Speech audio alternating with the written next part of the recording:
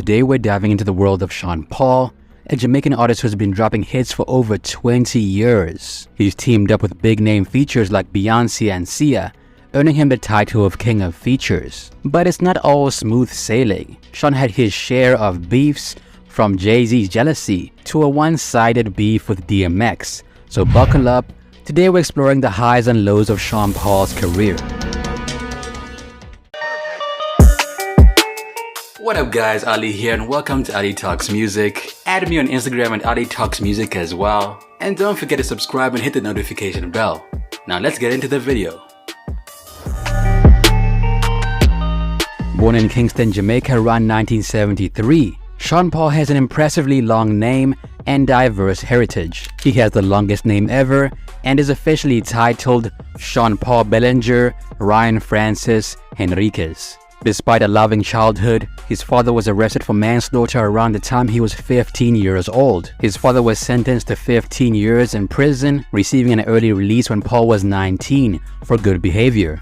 Initially, Sean Paul aspired to be a swimmer like his family, even joining the national water polo team. By the time Sean Paul was around 21 years old, he had a change of heart and decided to launch his music career.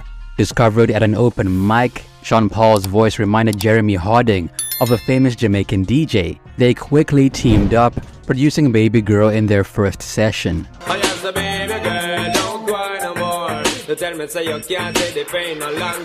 Jeremy became Sean's all-in-one DJ, manager, and more. Sean's initial success came with Top Shutter from the 1998 film Belly. Additionally, the song contained DMX and Mr. Vegas. And as we'll find out in this video, Sean eventually had beef with the former.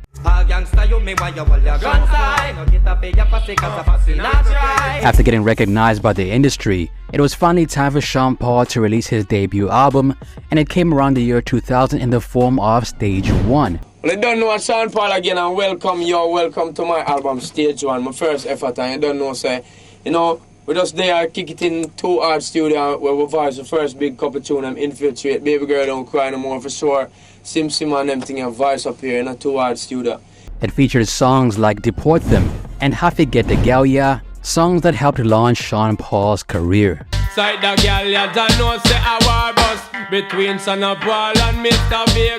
Sean's debut success caught the attention of Atlantic Records, leading to a joint deal for 5 albums. His 2002 follow-up Daddy Rock launched him into global fame, topping charts worldwide. Just give me the light and pass the joe. What's another buckle of more? With 5 hit singles, it scored him 3 Grammy nominations and a win for Best Reggae Album. Some highlights: Give Me the Light topped R&B and rap charts. Get Busy charted at #1 and went platinum. He also dropped Like Glue, Baby Boy with Beyonce, which is one of the biggest tracks of his career, and I'm Still in Love with You featuring Sasha. Baby boy, you stay on my mind, fulfill my fantasy. Come on, girl, tell me how you feel. Daddy Rock sold about 6 million copies and made Get Busy the first dancehall song to top the charts. Now, I actually bought this album when it came out, and let me tell you, it had hits from beginning to end. This album was so hot that it even had hip-hop and R&B heads like myself saying, "Okay, Sean Paul, I see you." Around the time that Baby Boy came out, Sean Paul had a minor riff with Jay-Z. It all began when he and Beyonce were set to perform Baby Boy together. They only did it 3 times, and after being cut from a 2003 MTV Video Music Awards performance, the rumors of the beef grew more intense. According to Sean Paul, this is why he was cut from the performance. It's weird. Maybe it had something to do with her management at the time, which we found out later has been a tumultuous relationship for them both. Picture this: Sean Paul and Beyonce plan rehearsals for their big performance, but on press day, Sean Paul hears someone else rehearsing the song. The label then tells him he won't be performing with Beyonce, so imagine his embarrassment when Beyonce starts singing Baby Boy while he's in the audience. Even Paris Hilton turned to ask Sean Paul why he was not on stage. This is what Sean Paul had to say on the matter: "It was embarrassing and weird. So, the next day, I was supposed to perform in Washington, D.C. and do the song with her for her father. I went there and then waited around for a while, and I got pissed off. They were like, there are 3,000 influential people waiting out there for you to do it. And I was like, there were 50 million people watching the VMAs. I'm not doing it. And I left.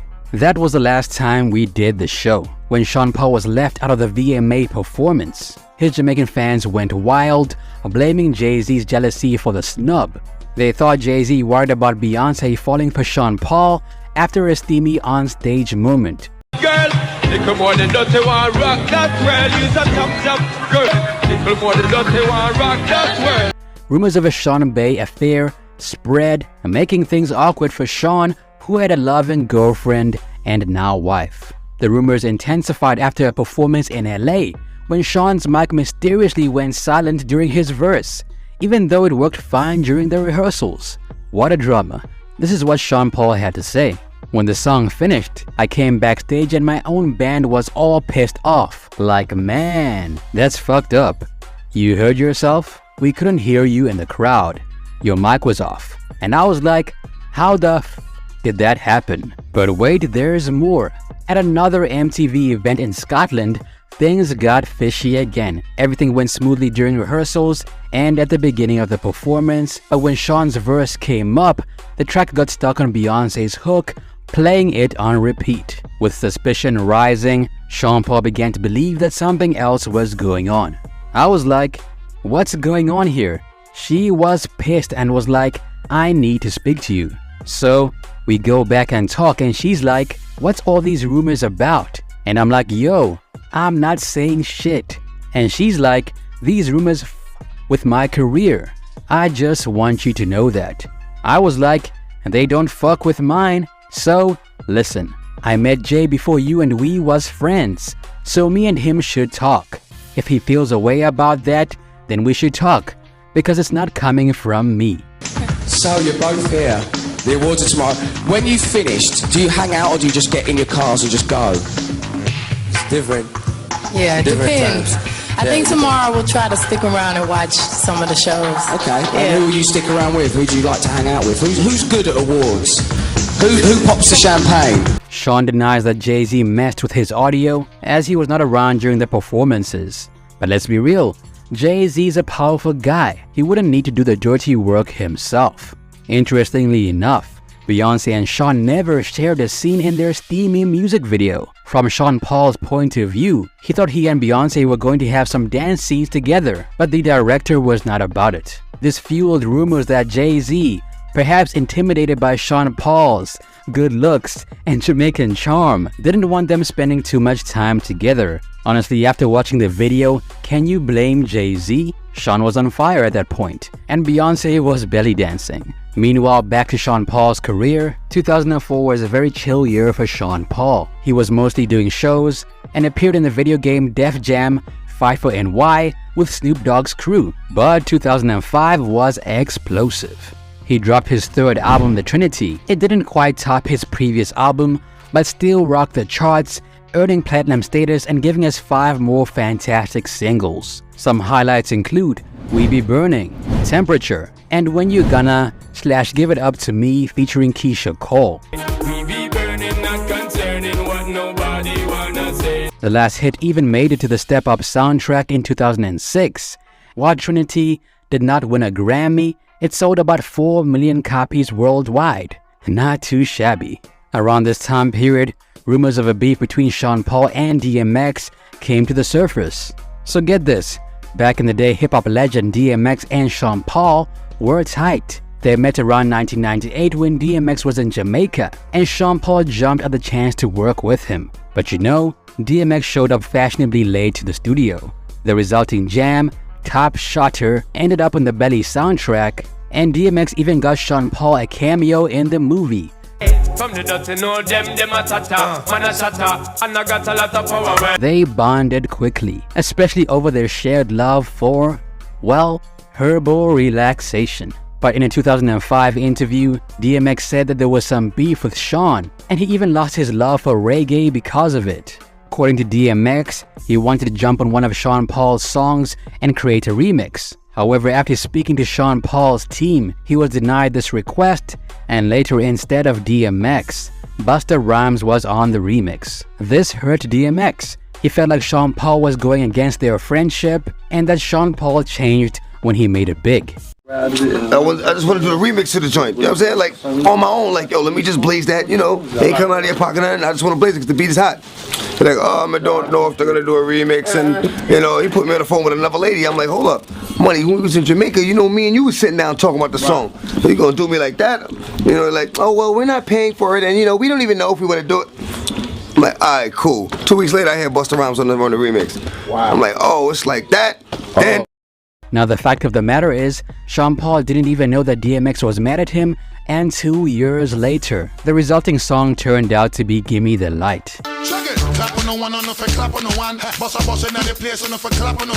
Now DMX did manage to get his revenge on Sean Paul, because when Sean Paul reached out to DMX to do a song, DMX ignored him. He found out I was doing my fourth album. He's like, yo, I have a hot song. I want you to do the remix. I'm like, nah, dog. Fuck out of that bullshit. You know what I'm saying? You know, I just want to do something just on the strength. You know what I mean? I wasn't asking you for no money or nothing. I just wanted to blaze it because I like the beat. Okay. So give me the light. That's what you're talking about. Give it, yeah. I want to kill that joint. I wrote a joint to it and everything. If I do a nigga greasy, it's because I meant to do him greasy, and you know he deserved that one. He earned that one. You know. You know, I don't be walking around on no bullshit or just, you know, acting funny style of niggas, 'cause that's some sucker shit, you know? I'm the same motherfucker I was 10 years ago. After this, Sean Paul and DMX went their separate ways. According to Sean Paul, he never had a chance to apologize to DMX before he passed around 2021. Now after his third album, Sean Paul took a breather from the music scene. He did some performances and collaborations, like with Rihanna on the gold certified single Break It Off. Break it up, boy, 'cause it got me feeling naughty. I wanna know, boy, if I could be a shawty. Sean Paul was still active in the music industry, but he seemed to have slowed down a bit. Around 2009, Sean Paul re-emerged again, dropping his first mixtape, the Odyssey mixtape, and collaborating with Jay Sean and Little John on the double platinum single, Do You Remember?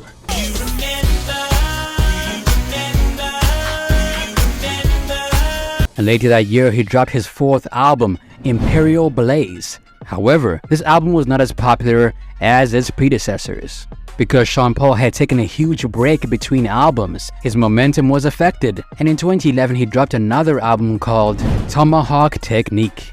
Out of the 6 singles released, only the first 2, Got to Love You with Alexis Jordan and She Doesn't Mind, achieved any real success.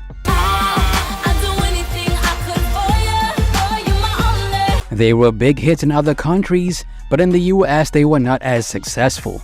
At this point, Sean realized it was time to diversify. He had enjoyed his time in the spotlight, made a pretty penny, and now at 38, he was ready to explore new ventures while still being involved in music. So, around 2011, Sean Paul decided to branch out and establish his own record label, Dirty Rock Productions. He dropped the track Blaze Via Rhythm, marking the label's first release. Yeah, Dirty Rock Productions, that's something I've been doing for quite a few years now, but I'm just starting to kind of get the hang of how I should actually do my projects and the promotion part of it. He even made an appearance on a TV show called Never Mind the Buzzcocks. In 2012, he focused on his personal life and married his longtime girlfriend and Jamaican TV host, Jodie Stewart. Sean Paul continued making music, and in 2014 he dropped album number 6 called Full Frequency, which unfortunately saw even less success than its predecessor. You tell me you hate me and I hate you more on the other side of love. Despite this, he managed to turn things around by being the go-to guy for features. He appeared on Enrique Iglesias' 4-times platinum single, Bailando, which became a hit.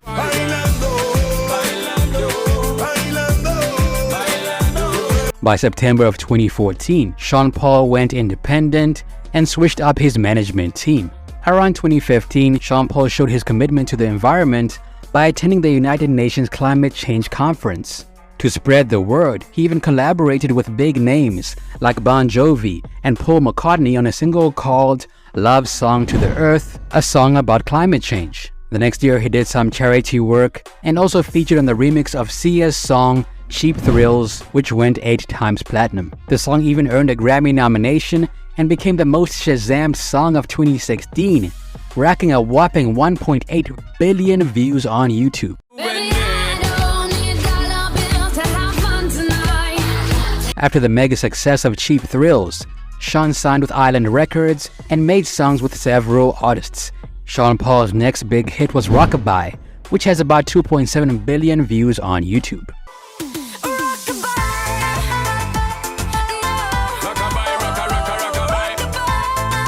Although some of his singles did not achieve the same success, Sean continued to work, doing songs with major artists like Dua Lipa, Tory Lanez, and even the Migos. From 2017 to 2019, Sean made big moves in his personal life and his career. He had 2 kids in that time period and even signed his first artist to his label, Chi Chi Cheng. During the COVID-19 pandemic around 2020, Sean Paul founded the Sean Paul Foundation, providing groceries to poor families and tablet computers for primary school students in Jamaica. After doing all of this, he returned to music around 2021 and dropped album number 7 called Live and Living. The following year, he dropped his next album, Scorcher, proving that Sean Paul still had a very impressive work ethic. Baby girl, the bomb, the only one for me. Today, Sean Paul is still super active in the music industry, and while he's not as big as he used to be, he's far from done with music. Lately, he seems to be a family man, activist, and philanthropist, and he still loves to hit the stage and delight his fans. On Spotify, Sean Paul has a whopping 30 million monthly listeners, and his most listened to songs include No Lie, Karmika, Temperature, Get Busy, and Go Down There. What happened to you, Sean Paul? What happened to me? I don't know. When you talking about, man? That's it for me, it's your boy Ali. What happened to Sean Paul in your opinion? Let me know down below. Also add me on Instagram at Ali Talks Music. Till next time, peace. Perfect.